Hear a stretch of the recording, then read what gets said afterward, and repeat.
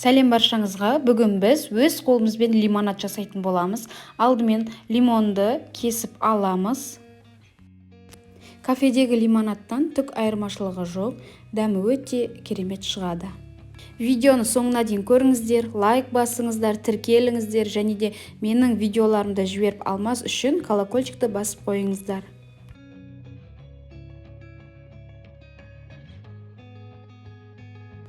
Дәмі әдемі болу үшін мен осындай барбадос сиропын қосамын. Менде дәмі киви лайм.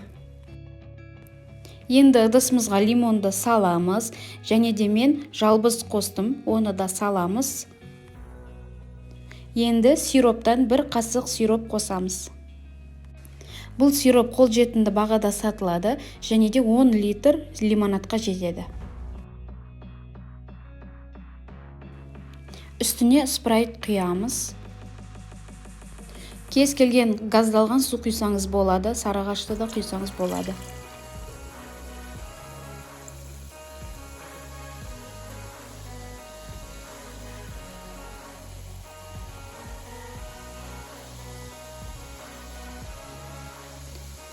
Мұз салсаңыздар да болады, бірақтан мен спрайтты алдын ала салқындатып алдым.